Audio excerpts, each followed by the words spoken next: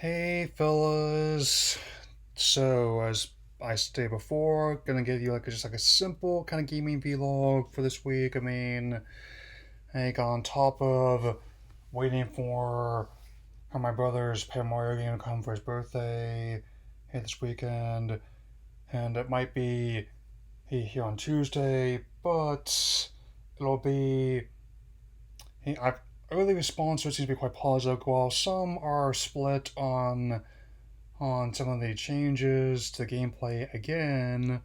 Overall, the back to basics approach seems to be just what the series needed. Which is more than I can say for how people have been responding to the Bakugan reveal. Yeah, but still. Oh, and on top of this, they're apparently on track to have the Switch production as well as like the upcoming PS5 in full steam by next year. Here, mainly because as of the pandemic upending the usual venues once again. But again, we shall see. As with this proposed price hike for some software going from to like a base price of $70 which someone who lived through the days where that was an easy ballpark rate for some N64 games when they launched. And I will definitely maybe keeping this in mind for the near future. Or yeah, I don't know about it. I'm not just. Because some tiers of pricing already come by the going rate, but we'll see. That's also a reason why I don't get every single new type of that launches. I prioritize some, and then wait till the price comes down and see if it's like in a bin somewhere games or Walmart or as like a sale on the eShop or PSN. Yeah. On that note, the PSN and titles I have for PlayStation Plus this month and are okay. Again, WW. No, I misspoke there. Can't talk. So NBA 2K20 is decent. Again, I always appreciate how even though I'm not a big fan of the microtransaction system, which I don't plan on using, hmm, chocolate. Again, as I was saying, it's definitely me something I really. I always appreciate how, on the realism angle alone, about existing players as well as creating your own also from scratch. And they've always, and especially in types of gameplay and visual style, how they've had always a significant edge over the NBA live series at EA. Hey, so again, not not the biggest sports fan. I don't really care about the name change too much. It does not bother me that much.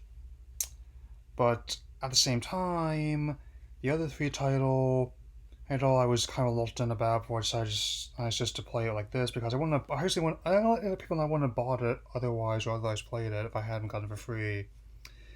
Rise of the Tomb Raider. It's the 20th anniversary version, which thankfully has all the DLC included already. Namely like the Croft Manor and Logs Later expansion packs. I'll definitely explain more in a moment how I feel about that one.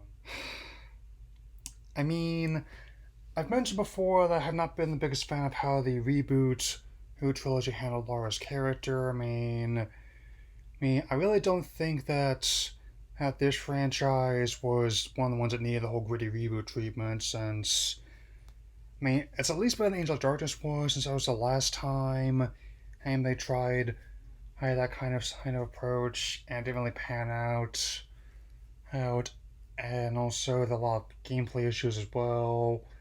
That's the one that actually caused the original developers of Core Design to shut down. Before they were reformed as Rebellion Development before they became a division of Crytek UK, but I get ahead of myself. So I just feel like it comes off gameplay wise, and even to an extent with a story like Uncharted Light, of sorts. Because sure, there's some dark moments in the Uncharted games, but they were still overall fun. I felt. I mean, they're closer in style and tone to what I wanted of a newer Tomb Raider game than these ones. Personally, I think given how other older PS1 titles been revisited, such as like Crash, Spyro, and especially in the case of New Final Fantasy VII, then that maybe given how next year's going to be my 25th anniversary of the franchise, I hope that Square Enix, now that they own IDOS, allows someone to like do a more straightforward remaster of the original games, maybe with more modern gameplay styles to appeal. Just I want to totally alienate newer players, but make the character a bit simpler because it just got a bit really heavy-handed the way they handle this, trying to basically Nolanize her character. All I need is a basic archetype of the distant Indiana Jones, archaeologist, and countess. That's all I need. You know what I mean?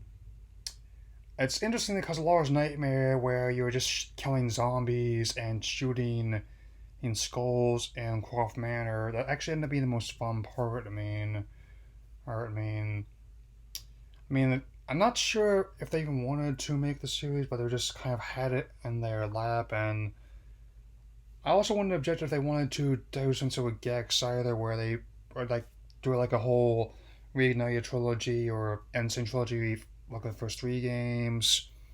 I mean, given how I don't think audiences are going to be too weirded out by a quipping, pop culture obsessed as hero in days where there's like more deadpan stuff in the MCU as well as more touchy dark humor in Deadpool. So I think there's more than enough time, and given how a lot of people make fans of Gex and Teleon, so I'm okay with that.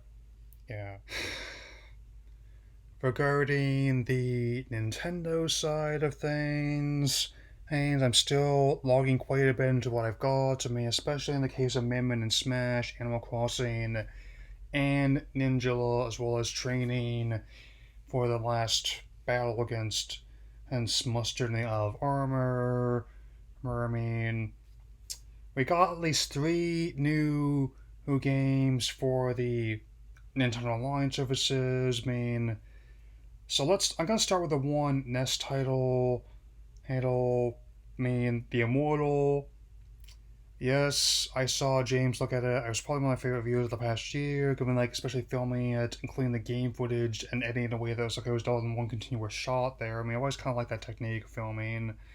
I mean, and as for how I personally feel about it, since I just now played it myself, well, you know how I compare some old games to being kind of like Dark Souls, sometimes difficulty. Well, this is probably the most accurate way I can use the comparison more than one, given the whole medieval fantasy style dungeon crawler, and how there's all a trial and error in terms of gameplay, emphasis on the error.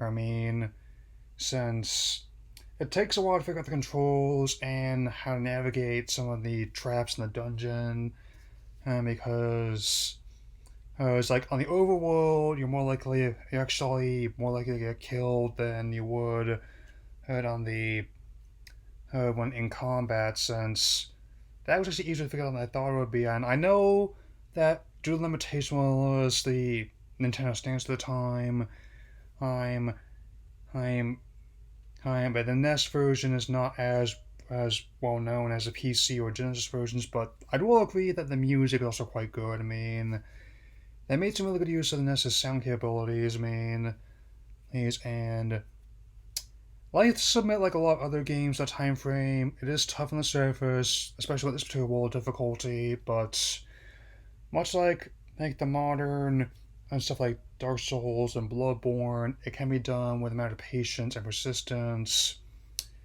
That's why I don't see that as a deterrent in of itself. I mean, I think it doesn't seem like I'll definitely be willing to play more of that as well. Like on Super NES, there's NCW, Natsume Championship Wrestling, and I gotta say, as someone who's not the biggest wrestling fan, And I mean, I guess it's not the worst wrestling I've ever played since WWE 2K20 happened, but it certainly is not exactly like Saturday Night Slam Master or something like that.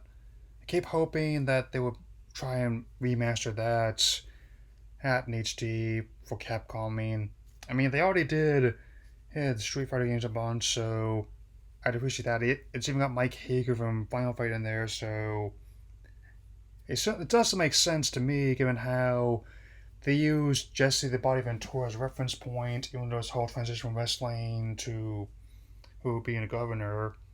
Imagine that. Yeah. Last, but definitely not least, is Donkey Kong Country. So, the first of three successful games on Super NES alone, as well as a very, very inspired revival by Retro Studios, more recent generations, and this definitely helps us bring Donkey Kong back into the mainstream after spending years as Mario's foil. With definitely helps that even if the once the tech of the pre-rendered graphics has definitely aged. The gameplay still as fun as ever, like the platforming, finding all the secrets, and the music. Even before they remastered heard some of these tracks for other games like Smash Brothers, Robin Beanland and Graham Norgate made some really good use of the SNES's sound capabilities. I'm glad that Nintendo had the foresight to hold on to the rights of the games they personally had stake in the characters of here, like with this and Star Fox. Even as Rare left have them to work for Microsoft instead. That would do submit with Banjo and Kazooie appearing in Smash Brothers, as well as given how there's more potential crossplay in the near future.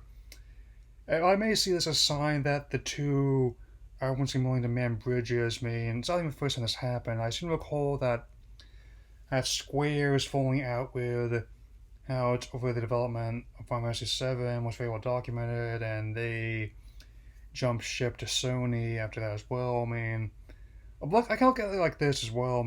I usually tend to be interested in almost all the manufacturers at some capacity. The big three. Hey, but I can typically only have enough time and money for one new console, like a handful of games at best within the launch window. So, yeah, just letting you know what's been going on. And I'm still have a lot of titles looking forward to. Who, especially in the case of my 2-1 thing for the remainder of the year, depending on what's revealed, if anything's next, like are the Crown Tundra and Cyberpunk 2077, I'll be for different reasons. So that's what I've got to say for now. Uh, Anyone wants to join me? I PSN and name as well as my Nintendo codes or my channel subscription. I will talk to you all later.